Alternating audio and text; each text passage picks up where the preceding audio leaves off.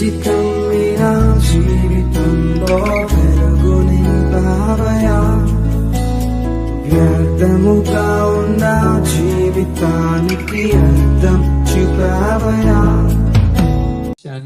ధ్యానించుకొని ప్రార్థన చేసుకొని ఈ దినమందు కొడుకును ముగించుకుందాం.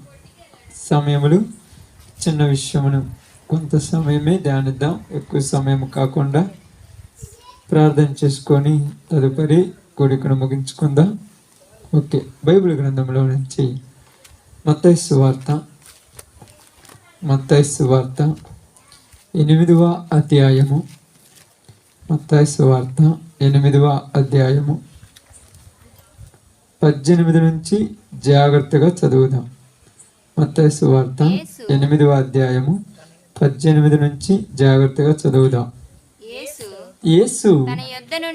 తన యొద్దనున్న జన సమూహమును చూచి అద్దరికి వెళ్ళవలెనని ఆజ్ఞాపించెను. అంతటా ఒక శాస్త్రి వచ్చి బోధకుడా, నీవు ఎక్కడికి వెళ్ళినను నీ వెంట వచ్చేదనని ఆయనతో చెప్పెను. అందుకు యేసు నక్కలకు బొరియలను ఆకాశ పక్షులకు నివాసములు కలవు గాని మనుష్య కుమారునికి తలవాల్చుకొనుటకైనను స్థలము లేదని అతనితో చెప్పెను. దేవుడి వాక్య భాగం మన మధ్యలో ఆశీర్వదించును గాక. ఆమేన్. కూడి వచ్చిన అందరికి ప్రభునామములు శుభములు వందనాలు తెలియజేస్తున్నాము. జాగ్రత్తగా శ్రద్ధగా వినండి. ఎందుకంటే ఇక్కడ కూర్చున్నటువంటి మీరు సహోదరు అక్కైనా కూడా ఆలోచన అంతా దేవుని మీద ఉంచే వినాలి. అప్పుడే దేవుని ఉద్దేశంలో మీకు జరుగుతాయి. ఏం జరగాలో సమస్తము దేవుడు స్వాధీనంలో ఉంచుకున్నాడు. ఇప్పుడు మనం ఎవరు స్వాధీనంలో ఉన్నాం? ఆయన స్వాధీనంలో ఉన్నప్పుడు మనిషి ఇక్కడ ఉండి మనసు వేరే దగ్గర ఉంటే ఆయన స్వాధీనంలో లేనట్టు. మనిషి ఇక్కడే ఉండాలి, మనసు ఇక్కడే ఉండాలి. ఎలా ఏమి జరిగించాలో ప్రారంభంలో మనం ఒక పాట పాడాం. ఏం పాట? యుద్ధము యెహోవాది, యుద్ధము యెహోవాదే. ఆయన ఎలా ఏమి జరిగించాలో ఆయనకు తెలుసు. దేవుడి పని కొన్ని ప్రాంతాల్లో జరగాలో లేదు ఆయన నిర్ణయిస్తాడు. మనం ఎంత ప్రయాసపడ్డా జరగదు, ఆయన జరిగిస్తే జరుగుద్ది. ఆయన వద్దన్నప్పుడు ఎంత ప్రయాసపడి ఎన్ని కోట్లు ఖర్చు పెట్టినా జరగదు. అది మొదట మనం గమనించాల్సింది. దేవుడు అవకాశం ఇచ్చాడు, అవకాశం తగినట్టుగా మనము వెళ్ళాలి. అన్ని యొక్క ప్రాంతాలకు వెళ్తున్నాం. ఇప్పుడు ఒక్కూరని కాదు, చూస్తున్నాం కదా, ఒక సోమవారం తప్పితే మిగతా వారం మొత్తం కూడా దేవుని యొక్క దయ వల్ల అనేక ప్రాంతాలకు వెళ్తున్నాం. వెళ్ళిన ప్రతి చోట దేవుడు చెప్పమనేదే చెప్పొస్తాం. ఇంకా మనకేరే ఆలోచన ఏం లేదు. కాబట్టి ఇక్కడ యేసు ప్రభు వారు జన సమూహం అందరితో మాట్లాడుతూ ఉన్నారంట. అంటే జన సమూహం అంటే ఆయన ఎక్కడికి వెళ్ళినా ఆయన దగ్గరికి గుంపులుగా వస్తారు. వస్తున్నప్పుడు వాళ్ళతో మాట్లాడుతూ ఏమన్నారంటే, మీరు అందరూ కూడా కొద్దిగా దూరం వెళ్ళండి అన్నాడు. అంతేనమ్మా? అద్దరికంటే ఇక్కడ చదవండి అన్నమాట, బాగా చదవమ్మది. అద్దరికే అంది. అద్దరికి అంటే కొంచెం నా నుంచి కొద్దిగా వెళ్ళిపోండి, నాకు వేరే పని ఉంది అనగానే, ఇప్పుడు వాళ్ళందరిలో ఉన్నటువంటి ఒక ఆయన ఎవరు? శాస్త్రి అంటమ్మా, శాస్త్రముని ఎరిగినవాడు. ఏ శాస్త్రం ఎరిగినవాడు? ధర్మశాస్త్రమును సున్నితముగా ఎరిగినవాడు. ధర్మశాస్త్రం ఎరిగినటువంటి ఒక ఆయన వచ్చి యేసు ప్రభు వారితో అంటున్నాడు, అయ్యా ఇదిగో వీళ్ళందరూ వెళ్ళమన్నావు, నేనైతే నీతో ఒక మాట మాట్లాడాలనుకున్నాను. ఏంటి అనగానే, నువ్వు ఎక్కడ ఉంటావో నేను కూడా అక్కడే ఉంటాను అని అన్నాడు. నువ్వు ఎక్కడికి వెళ్తున్నావు చెప్పు, నేను కూడా నీతోటే వస్తానంటే, ఏందయ్యా నువ్వు ఈ శాస్త్రమును గుర్తించిన వాడివి, సమస్తము తెలిసిన వాడివి, నువ్వు నన్ను వెంబడించడం ఏంది అని ఆయనకు ఆలోచన వచ్చింది. ఎందుకనగానే నిత్య జీవము మాటలు నీ దగ్గర దొరుకుతున్నాయి, ఇంకెక్కడ దొరకటం లేదు. నిత్య రాజ్యానికి నేను వారసును కావాలంటే నువ్వు వెళ్ళే మార్గంలో నేను వెళ్ళాలనగానే ఆయన ఏమన్నాడంటే, శారీరకంగా నన్ను అనుసరించడం కాదు, శారీరకంగా అనుసరించడం అంటే తెలుసా? శరీర రీతిగా నేను వెళ్ళిన చోటుకి రావటము, నేను కూర్చున్న దగ్గర కూర్చోవటము, నేను మా ప్రార్థన చేసేటప్పుడు మీరు మోకాళ్ళ మీద కూర్చొని ప్రార్థన చేయటము, నేను పాట పాడితే మీరు పాట పాడటము, నేను వాక్యం చెప్తే మీరు, ఇది శరీరకంగా అనుసరించినట్టు. ఆధ్యాత్మికంగా అనుసరించాలి. కాబట్టి ఏమన్నాడంటే, నక్కలకు బొరియలు కలవు, ఆకాశ పక్షులకు నివాసములు కలవు, నాకు మాత్రము స్థలము లేదు అన్నాడు. అంటే యేసు ప్రభు వారికి తలవాల్చుకోవడానికి స్థలం ఉందా లేదమ్మా? లేదు. మరి లేదన్నప్పుడు మరి ఆయన ఎక్కడ బతికాడు? లేదు అన్నప్పుడు మరి ఆయన ఎక్కడ బతికాడు?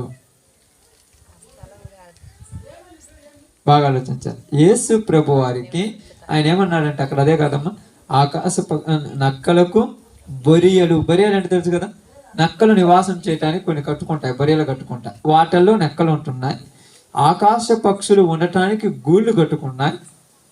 నివాసం అంటే గూళ్ళు కట్టుకున్నాయి. ఎందుకంటే ఒక పక్షి ఉదయము వెళ్ళుద్ది, సాయంకాలం దాకా వేటాడుద్ది, సాయంకాలం మరలా ఎక్కడికి వస్తుంది? గూటికి వస్తుంది.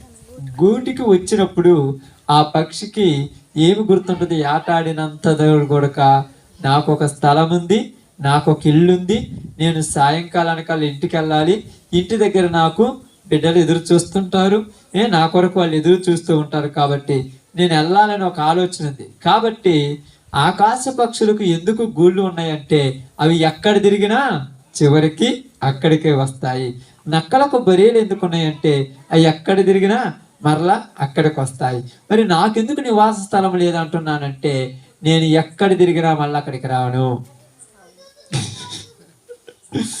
ఆయన ఈ స్థలం, ఇప్పుడు మనమున్నాం అనుకున్నామా, ఇక్కడ మనమందరం కూడా సువార్త చేస్తున్నారు కదా మీరందరూ కూడా, మీరు ఎక్కడ ఉన్నా కూడా మరలా 10 కాగానే 11 కాగానే ఎట్టని ఎక్కడికి వెళ్ళాలనుకుంటాం? ఎందుకని?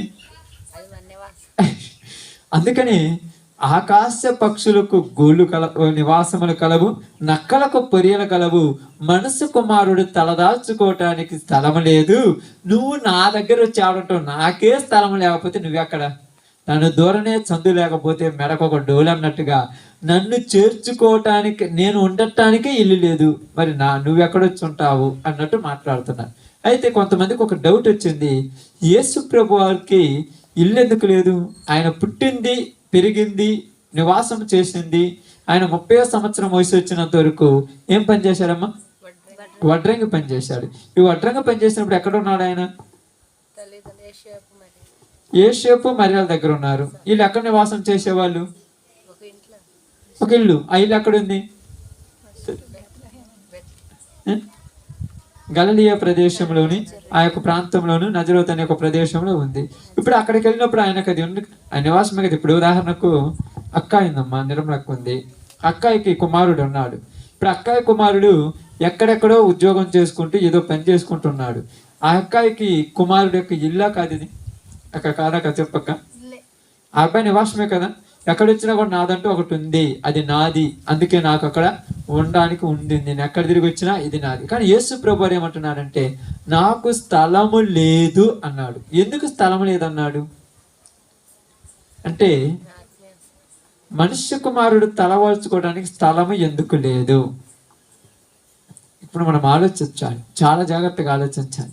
ఎందుకు చెప్తున్నానంటే ఈ రోజులలో యేసు ప్రభు వారికి వాల్యూ ఉంది, విలువ ఉంది, విలువ కలిగిన వాడు యేసు ప్రభు వారు. కానీ కొన్ని పరిస్థితులలో తన్ను తానే ఏం చేసుకున్నాడు? ఎవరు తగ్గించాడు ఆయన్ను? ఎవరు ఆయన తగ్గించలేడు. ఇప్పుడు నేనున్నాను అనుకోండి, నా పొజిషన్ ఉంది, నాకు ఒక స్థితి ఉంది, నా రేంజ్ ఒకటి ఉంది. నా రేంజ్ని ఎవరు తగ్గించారు? ఎవరు తగ్గలేరు నా రేంజ్. నన్ను నేను తగ్గించుకున్నానంటే చేతగానివాడనే?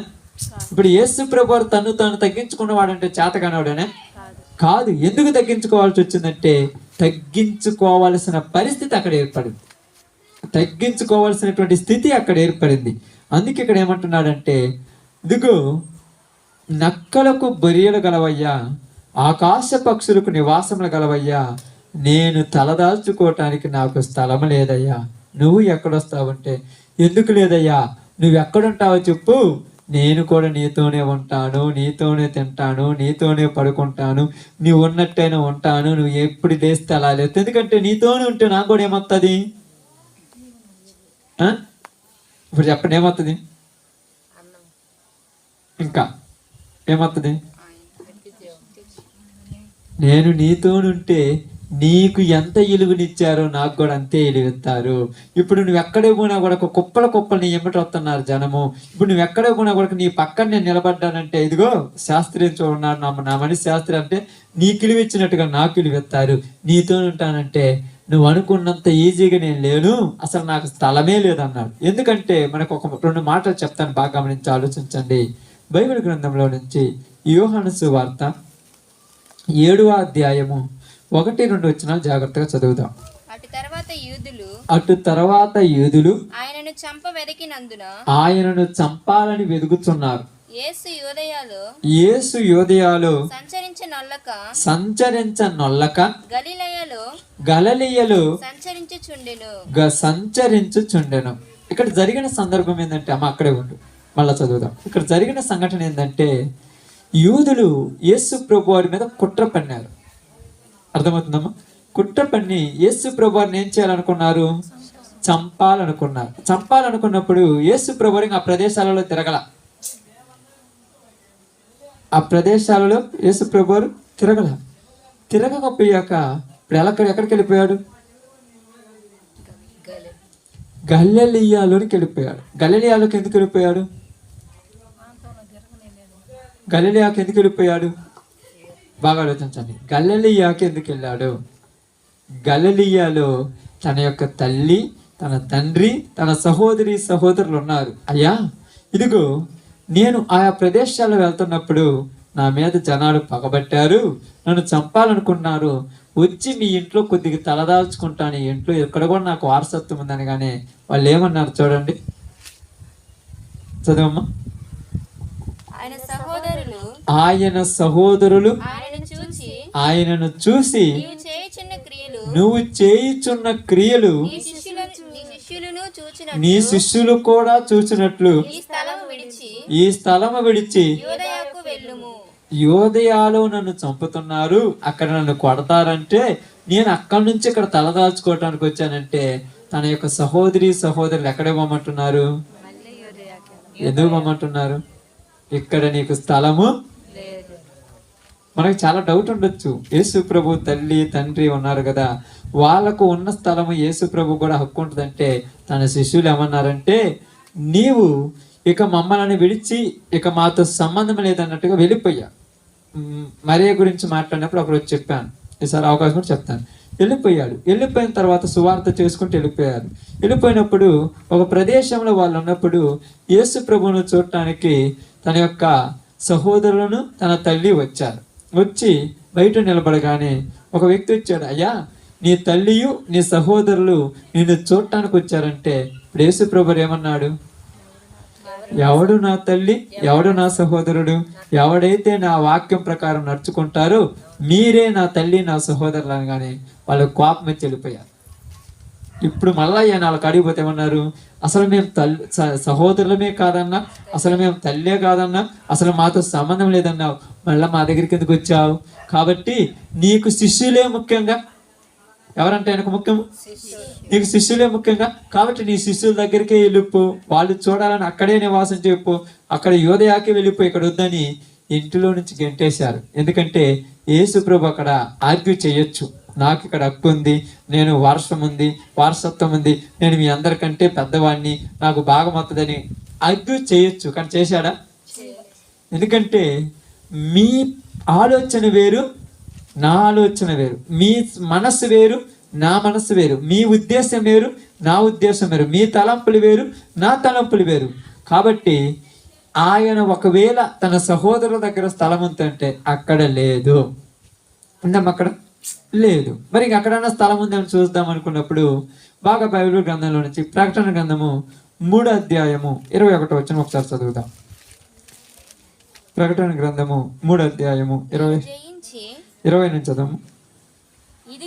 ఇదిగో నేను తలుపు నొద్ద నిలుచుండి తలుపు తట్టుచూ ఉన్నాను. ఎక్కడ నిలబడ్డాడు ఆయన? ఎవరు తలుపునొద్దా? ప్రతి వాళ్ళ తలుపునొద్ద నిలబడుతున్నాడు, తలుపు తడుతున్నాడు. ఎవరైనా తలుపు తీశారా? అయ్యేది ప్రకటన గ్రంథంలో మర్మం ఉందంటే, యేసు ప్రభు తల్లిగా ఉన్నటువంటి మరియా యేసు ప్రభుని జన్మనివ్వటానికి రెడీ అయిపోయింది. బాగా వినండి, జన్మనివ్వటానికి రెడీ అయినప్పుడు ఆమెకు ఏమొచ్చినాయమ్మా? ప్రసవ దినములు నిండినప్పుడు ఆ ప్రదేశంలో ప్రతి ఒక్కరి దగ్గర పోయింది. నజరేతులోని ప్రతి ఒక్కరి దగ్గర పోయి తలుపు తడితే ఎవరైనా స్థలం ఇచ్చారా అంటే, యేసు ప్రభు మాట్లాడింది మామూలు విషయం కాదు, లోతైన మనం. అమ్మా ఏమంటున్నాడు? నాకు స్థలం లేదు. ఒకవేళ నేను మీరు అన్నట్టుగా మా బంధువుల దగ్గరికి అక్కడ పోతే అక్కడ నాకు విలువ, అక్కడ వాళ్ళు నన్ను గెంటేశారు, మా ప్రాంతాల్లో నాకు విలువే లేదు. కాబట్టి నేను ఉండటానికే స్థలం లేకపోతే నువ్వు వచ్చి నా తేడా ఉంటావు అని అడుగుతున్నావు. మరి యేసుప్రభు ఎక్కడ ఉన్నాడు?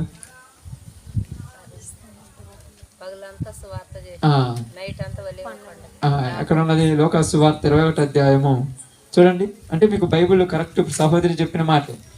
లోకా సువార్త 21వ అధ్యాయము 37 వచ్చిన చూడండి. 37, 27 చూడు. ఆయన ప్రతిదినం, ఇక్కడ బాగానండి అమ్మా, ఏమంటున్నాడు? ఆయన ప్రతిదినము. మనము వారానికి 4 రోజులు ప్రార్థన పోగానే మనకు కొద్దిగా ఇసుకొస్తుంది, ఇసుకొస్తుంది. ఒక 3 రోజులు పోయే వాళ్ళు ఉంటే 4వ రోజు పోతుంటే రోజు ఏం ప్రార్థన అనుకుంటాం. ఇప్పుడు మీరు పొద్దుగూకులు పోయి కొంతమందితో చెప్పినా వాళ్ళ పరిస్థితులు బాగా ఉంటాయి, కానీ వాళ్ళు సాయంకాలం అనే లోపల వాళ్ళ పరిస్థితులు బలహీనమైపోతాయి. ఎందుకంటే నిన్న పోయినాం కదా, మళ్ళీ ఏం పోదాంలే. కాబట్టి అక్కడ ఏముంది? ఆయన ప్రతి దినము పగటియందు దేవాలయములో వాక్యము చెబుచు రాత్రి వేళ వెలువల కొండకు వెళ్ళుచు కాలము గడుపుతుండేను. ఇప్పుడు మనుషు కుమారుడికి స్థలం ఏడుందమ్మా? పగులేమో దేవాలయాల్లోకి పోతున్నాడు, మందిరాల్లోనికి. ఎందుకంటే అక్కడికి రానిస్తారు, అక్కడ ఊరు నెట్టేరుగా, అక్కడ నెట్టారు కాబట్టి పగులంతా ఆడుంటారు. నైట్ పూట క్లోజ్ చేయాలి వాళ్ళు ట్రెజరీ అని వాళ్ళు వీళ్ళు ఉంటారు. అయ్యా ఉండటానికి లేదు, వెళ్ళిపో, ఇక్కడ ఉండకూడదు. ఇప్పుడు ఉండటానికి లేనప్పుడు ఇప్పుడు వెళ్ళిపోవాలి. అడిగి పోవాలి, ఆయన అడిగి పోవాలి. ఎవరు రానిస్తారా? కాబట్టి ఇంకా ఎవరు రానివ్వకపోతే అడిగి పోతాడు అడవిలోనికి, ఒలీవల కొండకు పోయినట్టు. కొండ మీద ఎట్టుండదమ్మా? ఇప్పుడు మనం ఏమి లేదు, ఉదాహరణకు మంచి రోడ్డే కదక్క, నుంచి మంచి రోడ్డే, బాగా ఉన్నాయి రోడ్లు అన్నీ కూడా, మన ప్రాంతాలు మొత్తం కూడా బాగా ఉన్నది, ఎడారిగా ఉన్నది. బయటికి పోవాలంటే సెల్లు లైట్ వేసుకొని పోతాం, కనీసం లైట్ అన్నీ వేసుకొని పోవాలి. మరి యేసు ప్రభు ఆ రాత్రికాల సమయంలో కొండ మీద ఏ లైట్ వేసుకొని తిరిగిండు అంటే ఆయనకేముంది అక్కడ? అక్కడ స్థలం ఉందా? అందుకన్నాడు, నేను పగులంతా దేవాలయాల్లో ఉంటాను, ఏ దేవాలయంలోకి పోయినా కూడా నాకు ఇబ్బంది లేదు, నేను ఎక్కడికైనా పోతాను, దేవుని మందిరంలోకి వెళ్ళి ఉంటాను, నువ్వు కూడా పగులంతా నాతోనే మందిరంలో ఉండాలి. రాత్రి అయినప్పుడు ఇదిగో ఎండాకాలం కాబట్టి గాలి ఆడటానికి నేను కొండకు పోను, చలికాలంలో కూడా కొండలోనే ఉండాలి నేను, నీకు ఇష్టమైతే రా. ఎందుకంటే ఎగ్జాంపుల్ ఒక మాట చెప్తాను మీకు అర్థం కావడానికి. బైబిల్ గ్రంథం నుంచి లోకా సువార్త 14వ అధ్యాయం 25 నుంచి ఒకసారి చదవమ్మా, మీకు అర్థం కావటం చెప్తాను. ఒక తీర్మానం తీసుకునే ముందు ఒక మంచి మాట చెప్తాను. బహు జన సమూహములు ఆయనతో కూడా వెళుచున్నప్పుడు ఆయన వారి తట్టు తిరిగి ఎవడైనను నా యొద్దకు వచ్చి తన తండ్రిని తల్లిని భార్యను పిల్లలను అన్నదమ్ములను అక్క చెల్లెండ్రను తన ప్రాణమును సహా ద్వేషించకుంటే వాడు నా శిష్యుడు కానేరడు. తర్వాత మరియు ఎవడైనను తన సిలువను మోసుకొని నన్ను ఎంబడింపని ఎడల వాడు నా శిష్యుడు కానేరడు. మీలో ఎవడైనను ఒక గోపురాన్ని కట్టించాలని నిర్ణయం తీసుకున్నారు అనుకోండి అక్క, ఒక ఇల్లు కట్టియాలనుకుంటారు అనుకోండి. కట్టియాలనుకున్నప్పుడు ముందుగానే ఎంత పెట్టుబడి అవుతుందో మొత్తం చూసుకుంటామా లేదా? చూసుకోకుండా ఎదుగుతురా మొత్తము, ఇదిగో ఒక పోర్షన్ కట్టియాలి, 2 గదులు, ఒక పంచ, కిచెను, బెడ్రూము, హాలు, ఇదంతా కట్టియాలి, దీనికి ప్లాస్టింగ్ చేయాలి, పిల్లర్స్ వేయాలి, ఇవన్నీ వేయాలి. మొత్తం వేయటానికి ఒక 5 లక్షలు లేదా ఒక 20 లక్షలు అవుద్ది. 20 లక్షలు లేదా 10 లక్షలు పెట్టుకొని దిగుతాం. దిగి దాన్ని పూర్తి చేసుకొని బయటకు వస్తాం. అట్ట కాకుండా ఇప్పుడు 10,000 ఉన్నాయని చెప్పి ఎమ్మటే పునాది వేస్తాను అన్నాడు అనుకోండి, పునాదిలాగా ఆగిపోయింది అనుకోండి, ఏమవుద్ది అక్క? నవ్వులు పడదు. అదే చదువు కింద చదువు కావాలంటే దానిని కొనసాగించుటకు కావలసినది తన యొద్ద ఉన్నదో లేదో అని కూర్చుండి తగులుబడి మొదట లెక్క చూసుకొను కదా. చూచుకొనని ఎడల అతడు దాని పునాది వేసి ఒకవేళ దానిని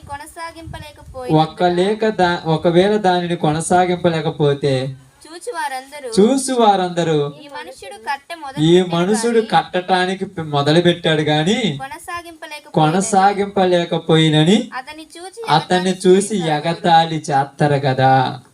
యేసు ప్రభు వారు ఏమంటున్నాడంటే, నన్ను వెంబడించడం అంటే నాతో ఉన్నటువంటి మామూలు విషయం కాదు. అప్పుడప్పుడు కష్టాలు వస్తాయి, అప్పుడప్పుడు ఇబ్బందులు వస్తాయి, అప్పుడప్పుడు బాధలు వస్తాయి, అప్పుడప్పుడు అందరూ నీకు ద్వేషిస్తారు.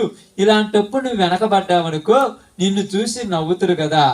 ఏదైనా కూడా ఒక ప్రారంభముల తీర్మానం తీసుకొని నువ్వు దిగాలి, లేకపోతే నన్ను వెంబడించడానికి కుదరదు. ఇప్పుడు ఉదాహరణ పరిచర్య కొరకు మనము వాహనం కొనుక్కున్నామమ్మా, 3 రోజులు టింగుని తిప్పేసి తర్వాత పక్కన పెట్టేసినాం అనుకోండి, ఎట్లా ఉంటుంది? ఏం తిప్పలేదు అనుకోండి, కిస్తీకి అట్లా ఆగిపోయాను, కిస్తీకి డబ్బులు ఇవ్వండి అనుకోండి, అంత చేతగానుడికి నీకెందుకు రండి నవ్వులు పలవుతుందా? హేళన చేస్తారు కదా. అంటే పని ప్రారంభించినప్పుడు దాన్ని కొనసాగించాలి. కాబట్టి అన్నాడు, నన్ను వెంబడించాలంటే నాకు ఉండటానికి ఇల్లు లేదు, నేను ఎప్పుడు ఎక్కడ ఉంటానో తెలియదు, నేను ఏ ప్రాంతానికి వెళితే ఆ ప్రదేశమే నా ఇల్లు. ఇప్పుడు ఇక్కడికి వచ్చామనుకోండి, ఇదే నా ఇల్లు. నేను చాలాసార్లు అంటాను, ఇదే నా ఇల్లు. ఇక్కడికి వస్తే ఇదే నా ఇల్లు, వేరే ఊరు పోతే అదే నా ఇల్లు, వేరే ప్రాంతం పోతే అదే నా ఇల్లు. ఇప్పుడు ఇక్కడికి వచ్చిన తర్వాత ఇందాక ఒక మాట అంటే, ఆవిడైనను నన్ను వెంబడింపకూడని అలా ఏం చేయాలంట? విడిచిపెట్టాలంట. విడిచిపెట్టడం కుదురుద్దమ్మా? కుదురుద్దా? ఇప్పుడు ఉదాహరణకు మీరు అందరు ఇక్కడ ఉన్నారు అంటే, నేను మా అమ్మాయి గురించి తీసుకొని చెప్తాను, ఎందుకంటే కొన్ని విషయాలు నేను నాతోనే తీసుకొని చెప్తాను.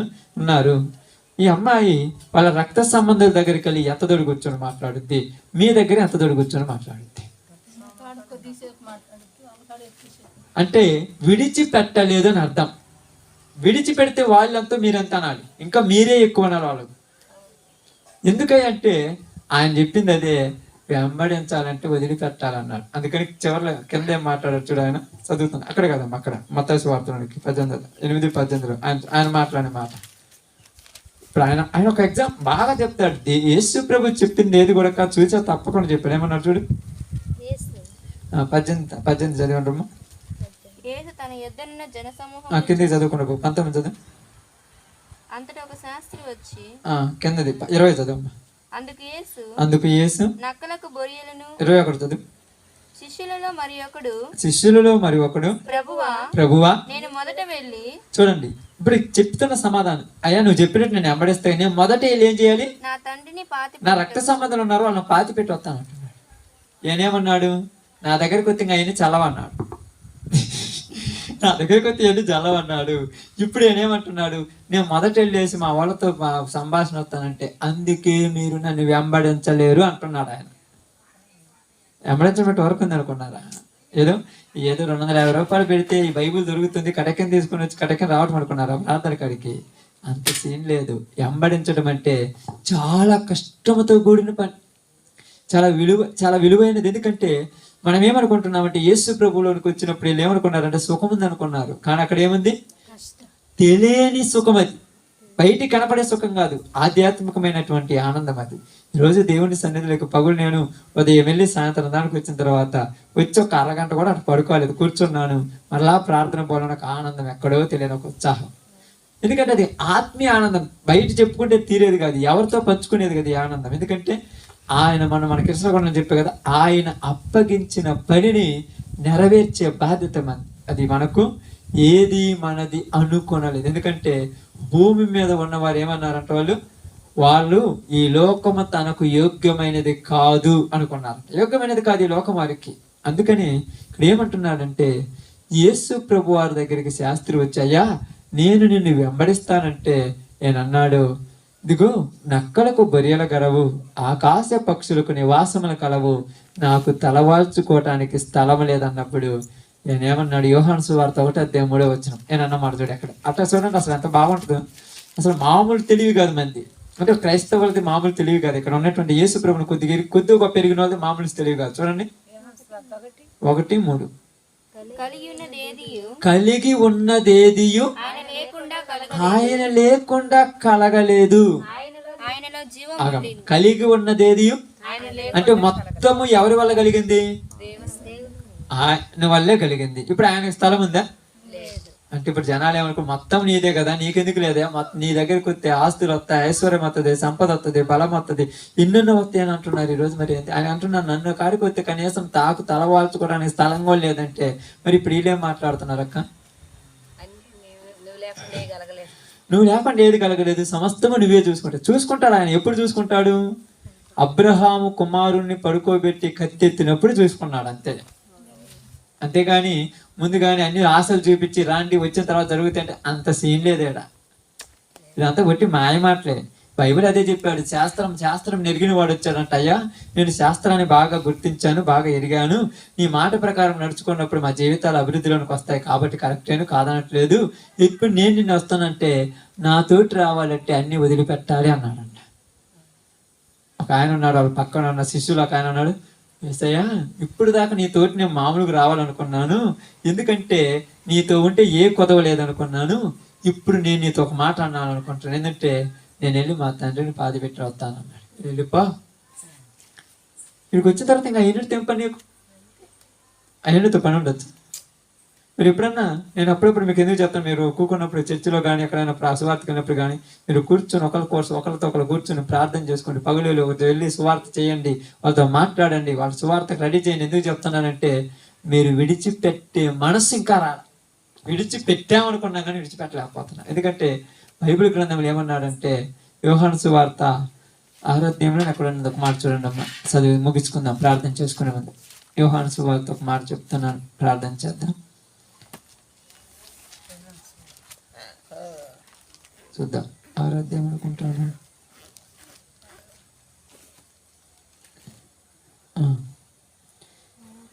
6:63 ఆత్మయే జీవింప చేయనది, శరీరము కేవలము నిష్ప్రయోజనము. ఎవరు మాట్లాడారు ఈ మాట? ఎవరు మాట్లాడారమ్మా? యేసు ప్రభు మాట్లాడారు. కొద్దిగా ముందుకెళ్ళి పైన చదువుకుంటారమ్మా.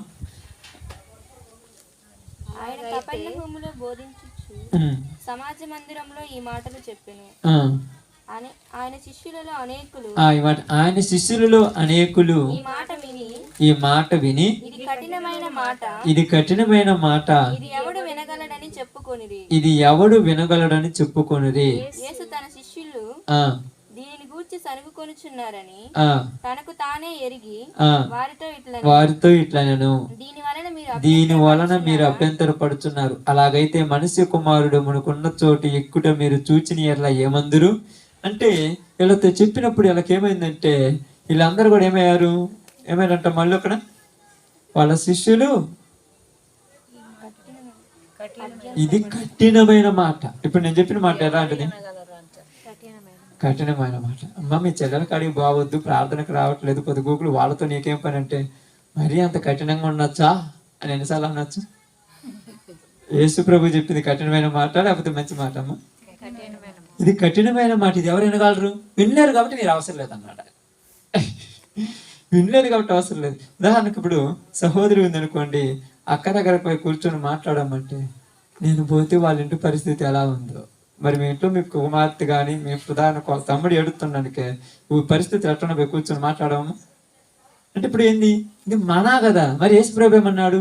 అది మన అనుకున్నావు, ఇప్పుడు నన్ను బట్టి దాన్ని ఏం చేయాలి? నువ్వు విడిచిపెట్టేసి ఇది మన అనుకోవాలి. అందుకనే గోపురం కట్టాలని చేతిలో 10 రూపాయలు ఉండగానే పోయి ట్రాఫిక్ బేసి నేను గోపురం కడతానని చెప్పకూడదు.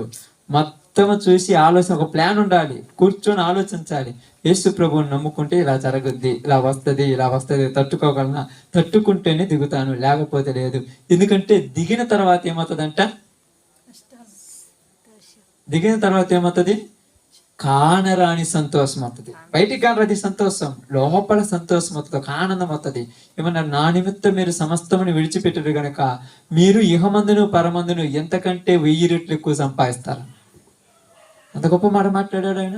ఎందుకు చెప్తున్నాడంటే, ఈరోజు మీ అందరికి ఎందుకు మాట్లాడుతున్నానంటే, ఈరోజు మనకు ఉండొచ్చు, మనకు అనుకోవచ్చు కొన్ని విషయాలలో అభ్యంతరాలు వస్తున్నాయి. అభ్యంతరం రావటం కరెక్టే కాదనట్లేదు, కానీ కొన్ని విషయాలలో మనం ఏమనుకుంటున్నామంటే, నేను కొన్ని చోట్లకి చెప్పినప్పుడు ఇది కఠినమైన మాట అంటాను. యేసు ప్రభు మాటే కఠినమైన మాట. నేను చెప్పేది నాదే మాట. అప్పుడప్పుడు మీరు చదువుతున్నప్పుడు ఏమంటారు తెలుసా, ఇదిగో ఇక నేను చచ్చిపోతే తమ్ముడిని ఎవరు చూస్తున్నప్పుడు మీరేమంటారు, ఎందుకయ్యా అట్లా అన్నారు. కఠినమైన మాట మీకు అది, కానీ యేసు ప్రభు చెప్పిందే ఆ మాట, నేను చెప్పలేదుగా. ఎందుకు నేను ఈ బైబిల్ని ఎక్కువ చదువుతా కాబట్టి నేను చెప్పే మాటలన్నీ కూడా కొద్దిగా ఫ్రాంక్గా ఉంటాయి. అంటే నేను మనసులాగా ఏదో మిమ్మల్ని మాయ చేసి మీ దగ్గర పొగడతలు పెంచుకొని మీకు ఆశీర్వాదాలు వస్తాయి, మీ కుటుంబాలు దీవెనలు వస్తాయి, ఇట్లాంటి మాటలు చెప్పే రోజులు మర్చిపోయా. ఆ జీవితం ఎప్పుడో పోయింది. ఇప్పుడు ఏం చెప్పాను, ఎక్కడికి వెళ్ళినా సువార్త చేసినప్పుడు మీరే నా అక్కలు, నా చెల్లెళ్ళు, నేనే మీ తమ్ముడిని, మీ అన్నను. ఎట్ట కుదురుద్దంటే యేసు ప్రభు అన్నాడు ఇదే. ఎందుకంటే ఎక్కువ సమయం ఇప్పుడు రాత్రి ఈ రోజు ఎవరన్నా ఏదైనా ఒక చిన్న బాగా లేకుండా ఉంటుంది, నాకు నీళ్ళు ఉరుతురమ్మా, మీరే ఇస్తారు కానీ ఎవరన్నా ఇద్దరా, వాళ్ళు బాగలేదని కానీ వెంటనే ఏమంటారు, ఎవరు మమ్మన్నారు నిన్ను, అంత అవసరమా నీకు, మా దగ్గర ఉంటే చూసుకుంటావు, లేకపోతే ఎందుకు నీకు అవసరం ఏముంది. అసలు ఎలా మారిపోతుంది, నువ్వే ఎట్లా అంటున్నావంటే అంతే, మేమే లేనప్పుడు మీకెందుకు. యేసు ప్రభు సహోదరుల దగ్గర పోతే, రే యూదులు నన్ను చంపాలనుకుంటున్నారా, 2 రోజులు అక్కడ తలదాల్చుకుంటానంటే అవసరం లేదు, నువ్వు మళ్ళా ఎక్కడికి వెళ్ళమంటున్నాడు, యోదయాకే వెళ్ళంటున్నాడు. అందుకని ఈ రోజు మీ అందరికి నేను తెలియజేస్తున్న మాకు ఒక చిన్న మాట ఏంటంటే, యేసు ప్రభు వారు నిత్య జీవాన్ని ఇవ్వటానికి వచ్చారు. అదే ఆయన చెప్పాను, ఏమంటున్నాడంటే, మీరు శరీరమును చూస్తున్నారు కానీ శరీరము కేవలము నిష్ప్రయోజనము, శరీరము కేవలము నిష్ప్రయోజనము. మనుషుల యొక్క స్వభావాలు కూడా అలాంటివే. ఈ రోజు ఉంటాము, రేపు వెళ్ళిపోతాం. ఇప్పుడు మా అక్కాయి ఉంది, భద్రావతి ఇచ్చారు. అక్కాయి ఎంతో బాగా దేవుళ్ళలో ఉంది, బాగా ప్రేమించింది, ఎంతో బాగుంది, మా కళ్ళ ముందే పోయింది, వెళ్ళిపోయింది, లోకాన్ని నుంచి వెళ్ళిపోయింది. వెళ్ళిపోయిన తర్వాత వాళ్ళతో కలిసి మనం వెళ్ళిపోయినామమ్మ. శరీరం ఉన్నంత కాలం అక్క అక్క అక్క అని వద్దన్న కూడా సంవత్సరానికి 2 సార్లు పోతుంటాను భద్రావతి. ఇప్పుడు ఎందుకు పోలేకపోతున్నాము అంటే శరీరం చూసుకున్నది. ఆత్మ అయితే మా అక్క ఎప్పుడు ఎక్కడికి వెళ్ళింది, దేవుని దగ్గరికి వెళ్ళింది. నేను కూడా అక్కడికి వెళ్ళాలి కాబట్టి ఈ రోజు నుంచి కరెక్ట్గా జీవించాలి. ఇవన్నీ మనకు గుణపాఠాలు నేర్పించడానికి మరణం అనేది మన కళ్ళ ముందు పెట్టాడు దేవుడు. శాశ్వత కాలం ఉండరమ్మని నువ్వు అనుకుంటున్నావు. ఇప్పుడు ఆ అమ్మాయి అనుకుంటుంది, నువ్వే నా శాశ్వతము, నీతోనే నీతోనే అంటది, కానీ అంత సీన్ లేదు. ఎవరికి అంత ఉండదు. బైబిల్ అదే చెప్తుంది, ఎవరేముండరు. ఎవరు కూడా ఈ లోకాన్ని విడిచి వెళ్ళేటప్పుడు శరీరము మట్టిలోకి వెళ్ళిపోతుంది, ఆత్మీయ జీవింప చేయుచున్నది. అందుకని ఏ పని చేసినా ఏది చేసినా కూడా ఇక్కడ యేసుప్రభు అన్నాడు, మీరు ప్రారంభించేటప్పుడే అది కొనసాగించాలని చెయ్యాలి. అంతే కదా. ఇప్పుడు మామూలుగా అయితే ఇది 3వ సంవత్సరం 4వ సంవత్సరం ఇక్కడ ప్రార్థన ప్రారంభించి అందరూ కొనసాగిద్దాం అనుకోండి, ఎంతమంది వాళ్ళని అక్క. ఇప్పుడు మనం కూడా ఉదాహరణకు మనం కూడా పోయిన మనకు తర్వాత ఏమవుద్ది, డింగ్ డింగ్ అంటే 3 రోజులు పెట్టారు, వెళ్ళిపోయారు అంటారు. ఊరు అంటారు, ఊరు అంటారు, నేను అంటారు, మనోళ్ళు అంటారు, జరిగించలే ఊరు కానీ అంటారు. ఎందుకంటే నవ్వులు పాలు కాకుండా ఉండాలంటే కొన్ని కష్టాలు పడాలి, కొన్ని బాధలు పడాలి, కొన్ని ఇబ్బందులు పడాలి. అందుకే మన బుధవారం కూడా మీకు అందరికీ ఎందుకు చెప్పాను, సువార్త కొరకై మన ఉపవాసాలు ప్రార్థన చేయాలి. ఎందుకు చెప్తున్నానంటే చెయ్యాలి, ఇది మన పని, మనకు వేరే పని ఏం లేదుగా, ఏమి లేదు వేరే పని. ఎందుకంటే ఇది దేవుని పని, దేవుని పనిలాగే చేయాలి. ఇక్కడ లోకం అనేది రాకూడదు. వచ్చిందనుకోండి మనం పని చేయలేం. నేను అప్పుడప్పుడు కూడా చూస్తుంటాను, ఇదంతా చేసిన తర్వాత మీ అందరికీ ఏం చెప్తానని తెలిసి పిల్లలందరికీ మీరే చేయండి అని చెప్తాను. ఎందుకంటే ఇక్కడ ఏదైనా వాళ్ళు చెడగొట్టారు అనుకోండి, ఎందుకు చెడగొట్టామంటే రేపు పొద్దున్న రారు వాళ్ళు. అంటే ఇప్పుడు వాళ్ళు చెడగొట్టారు అనుకోండి, నేనేమన్నా పొద్దున మట్టి పని పోయి సాయంత్రం 100 రూపాయలు తెచ్చి బాగు చేస్తాను, బాగు చేయలేదు కదా.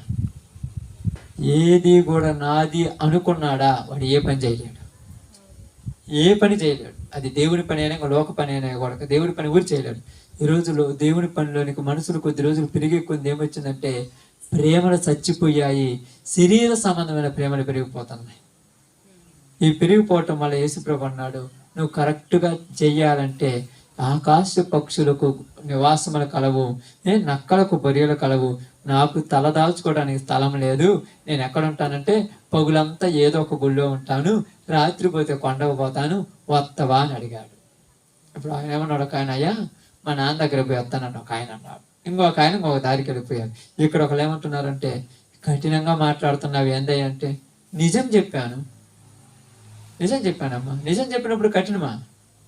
నిజమే ఈరోజు కఠినంగా ఉంటుంది, కానీ ఇప్పుడు అబద్ధాలు చెప్పుకొని రాని మీరు నాతో వచ్చినప్పుడల్లా మీరు భూమి కాడల్లా ఏ ఊరు పోయినా కూడా చికెన్ బిర్యానీ అన్నం వండి పెడతారు, బాగా ఉంటుంది, ప్రార్థన వచ్చని ఇక్కడికి వచ్చిన తర్వాత ఎండగట్టిన అనుకోండి, ఏందో ఏం లేదంటే అందుకే ప్రారంభించాలి. మనం యాడికి పోయినా ఏముండదు, వద్దవా రారంటే రాండి, అలాగే ఉంటుంది. ఎందుకంటే కఠినం ఇది. ఎందుకంటే ఇది వరకు మీరు అన్నారు ఎంతో బాగా వీళ్ళు సువార్త పోతున్నారు, బాగానే చేసి వస్తున్నారు అనుకుంటున్నారు. అంటే అందరు చేసేది నాకు తెలియదు, కానీ నేను చేసిన సువార్త అంతా ఇలాగనే చేశాను. ఎందుకంటే అక్క కూడా తెలుసు, అంతే కదక్క. ఇట్టనే రాత్రి అని లేదు, ఎండ అని లేదు, వాన అని లేదు, ఒక సమస్యలు అక్క కూడా ఎన్నో ఇబ్బందులు పడుతుంటది. అయ్యా జాగ్రత్త. ఎందుకు చెప్తానంటే కఠినమైన పని. ఎందుకు ఇంత కఠినమైన పని చేస్తున్నామంటే దీని వెనక ఏముందంట, తెలియని ఆశీర్వాదం. అది ఈ లోక సంబంధమైనది కాదు, పరలోక సంబంధమైన ఆశీర్వాదం. ఆశీర్వాదం కావాలి కాబట్టి శరీరము కేవలము నిష్ప్రయోజనం, ఇది పనికిరాదు. పనికిరాని దీని మీద కోరికలు ఉంటాయి మనకు. పనికిరాని ఇప్పుడు నాకు శరీరం ఉదాహరణకు ఒక శరీరం ఉందనుకోండి, ఆ శరీరం మట్టి అని తెలిసినప్పుడు దాని మీద ఇంకా ఆశ ఉంటుందా? అనిపిస్తుంది. కానీ దాని మీద కోరికలు కానీ తప్పు చేయాలని పాపం చేయాలని ఉండదు. ఎందుకంటే అది మట్టి అనుకున్నప్పుడు, అది అనుకోకపోతే ప్రేమ ఇష్టపడుతుంటుంది, ప్రేమలు వస్తుంటాయి, అయ్యొస్తుంటాయి, ఇయ్యొస్తుంటాయి. ఇంకా ఎంత తెలిసి ఈ బైబిల్ ఎంత చదివిన తర్వాత కూడా ఇంకా మా వాళ్ళు మేము అనుకుంటున్నారంటే ఏం అడగాలను? ఎవరు మార్చాలమ్మా? అందుకని మీ అందరికి ఈరోజు చెప్పాను, సమస్తమును సృష్టించిన వానికి ఏమి లేదమ్మా, స్థలము లేదు. ఆయన నమ్ముకున్న మనకు ఉంటుంది అనుకుంటుంటారా? మీరేమనుకుంటున్నట్టే, ఏందయ్యా మేము 30 ఎకరాలు నాడితే రూపాయి కూడా రాలేదంటే ఏం చెప్పాలి వాళ్ళకి? వాక్యం ఎట్ట చెప్పాలి అర్థం కాదు నాకు. ఏం దీవులని చెప్పాలి వాళ్ళకి అర్థం కాలేదు. కాబట్టి ఈరోజు మీ అందరికీ తెలియజేసిన ఒక చిన్న మాట ఏంటంటే, ఇది దేవుడి పని, దేవుడే జరిగించుకుంటున్నాడు. యేసు ప్రభుని వెంబడించినప్పుడు అందరూ వచ్చారు, కానీ ఆయన మాట్లాడిన మాటలకు అనేక మంది వెనక్కి తిరిగి వెళ్ళిపోయారని రాయబడింది. కాబట్టి ఈరోజు నీకు నాకు మనందరికీ దేవుడు చెప్పిన మాట ఏంటంటే, ఆరంభించిన వాడు కొనసాగించేంత వరకు దాన్ని చేయగలడు. కాబట్టి మనము కూడా ఎలాంటి తీర్మానమై ఉండాలి? ఏమీ జరగదు, ఏమీ లేదని పోవం. ఒకవేళ అడగడం జరిగితే సంతోషపడదాం, అంతే కదా. ఏమీ లేదని పోయినప్పుడు అప్పుడప్పుడు ఏం చెప్తాను, మనం పోయిన కాడ ఒక్కళ్ళే ఉంటారమ్మని చెప్తారు. ఒకవేళ 100 మంది వచ్చినప్పుడు మంచిదే, ఒక్కళ్ళు ఉన్నారని చెప్పాక టూర్ రాకపోయినా కూడా చెప్పిన కరెక్టే కాబట్టి అట్నే జరుగుతుంది అనుకుంటా. కాదు అడిగిపోతే ఆడ 100 మంది వస్తారు, 1000 మంది వస్తారంటే అది అంత ఒట్టి మాట్లాడు. కాబట్టి ఏదైనా కష్టంతో చేయాలి. ఎందుకంటే మనం వెళ్ళే ప్రతి ప్రాంతం ఎవరో కట్టింది కాదు. అసలు సువార్త అంటే తెలియని చోట్లకి వెళ్తుంటాం. అక్కడ వెళ్ళినప్పుడు అట్టనే ఉంటుంది, కొన్ని రోజులు కొన్ని ఇబ్బందులు పడాల్సి వస్తుంది. తర్వాత దాన్ని కొనసాగించినప్పుడు బైబిల్ ఏం చెప్తుందంటే, ఇదిగో ఒక ఆవ గింజని తెలుసు కదా, ఆవక చెట్టు, రావి చెట్టు తెలుసు కదా, ఆ ఎత్తనం ఎంతది, చాలా చిన్నది. ఆ చిన్నదాన్ని భూమిలో వేసినప్పుడు అది చెట్టు పెరిగి ఎంతదవుద్ది, పెద్దదవుద్ది. దాని మీద ఏమంటే చాలా వచ్చి గూళ్ళు కట్టుకుంటాయి. ఈ పని కూడా అలాంటిదే, ప్రారంభించేది ఇలాంటిదే. కానీ గూళ్ళు కట్టుకునే సమయానికి మనం చూడొచ్చు, చూడకపోవచ్చు. అది ఆ ఆలోచనతో పనిచేయాలి. కాబట్టి ఈరోజు మీ అందరికీ తెలియజేసిన మాట ఏంటంటే, శరీరము కేవలము నిష్ప్రయోజనము, ఆత్మయే జీవింపచేసేది. ఈ శరీరము లోకానికి మనకు వదిలేసాం, ఆత్మతో జీవించి పరలోకం కొరకు ప్రయాసపడదాం. అలాంటి కృప దేవుడు ఇక్కడున్న మనకును ఈ ప్రాంతానికి దయచేయను కాక. ఆమేన్. అందరం